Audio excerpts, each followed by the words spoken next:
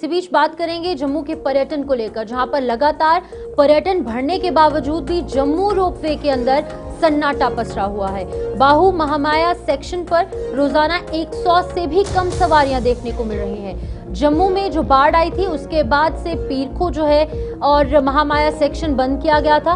मरम्मत के लिए 5 करोड़ रुपए की दरकरार फंडिंग जो है वो जारी हुई थी। आपको बता दें कि पर्यटन को बढ़ावा देने के उद्देश्य से शुरू किया गया जम्मू रोपवे उम्मीदों पर खरा नहीं उतर पा रहा। हर साल लाखों श्रद्धालु और लाखों पर्यटक जम्मू पहुंचते हैं, लेकिन उसके बावजूद भी रोपवे की जो यहाँ पर केबिलें हैं वो खाली पड़ी हुई हैं। बाहू महामाया सेक्शन 27 जुलाई 2020 को शुरू हुआ था। 6 साल बीत जाने के बाद भी करोड़ों की संख्या में लोग जम्मू पहुंचे होंगे, लेकिन कुछ 1000 लोग ही यहाँ तक पहुंच पाए, जिसकी वजह से कहीं ना कहीं जो इसकी मरम्मत पर, इसकी मेंटेनेंस पर या फिर इसके बनाने पर जो लागत लगी थी वो भी पूरी नहीं हो पा रही है। आपको बता दें कि पीरखो महामाया सेक्शन 17 जुलाई 2021 को जनता के लिए खोला गया।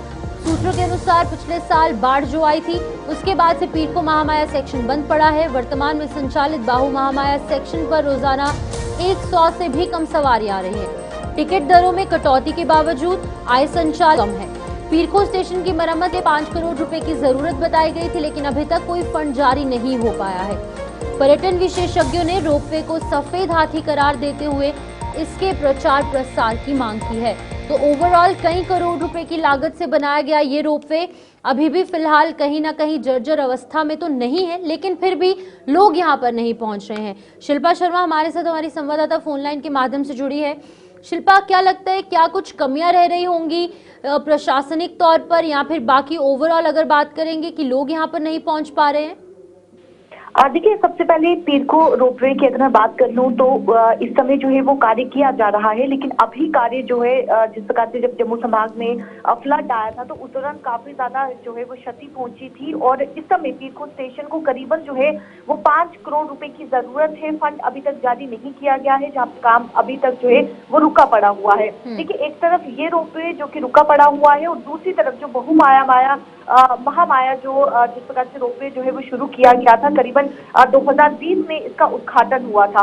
और जब ये शुरू किया गया था तो कहीं ना कहीं तब एक काफी ज्यादा एक जोश था कि यहाँ पर जो है जो यात्री यहाँ पर टूरिस्ट यहाँ पर पहुंच रहे हैं तो इससे ज्यादा जो है वो इकोनॉमी को बूस्ट मिलेगा। लेकिन इस समय की बात करूं तो करीबन आप देखिए 100 से भी कम लोग जो है वो इसका जो है वो बेनिफिट उठा पा रहे हैं।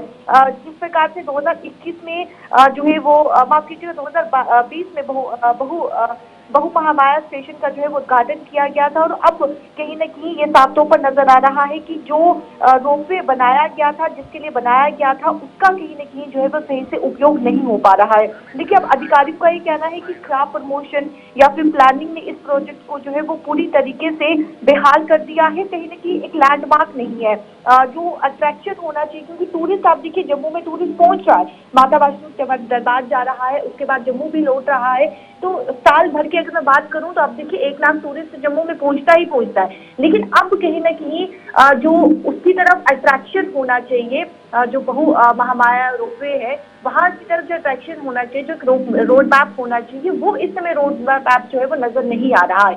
तो बहुत ही कम यात्री जो है वो इसका बेनिफिट उठा पा रही है, जहाँ पे इकोनॉमी को बिल्कुल भी बूस्ट नहीं मिल रहा है। बहुत ही कम इससे जो है वो पैसा जो है वो जनरेट हो पा रहा है। इसका जो फायदा था, जो बेनिफिट था, वो पूरी तरीके से जो है वो बहुत बहुत शुक्रिया तमाम जानकारी देने के लिए। तो हमने देखा किस तरीके से यहाँ पर रोपवे तो बनाया गया, लेकिन इसका फायदा ना ही प्रशासन को हो रहा है और ना ही लोग यहाँ पर आने के बावजूद भी इसका फायदा उठा पा रहे हैं।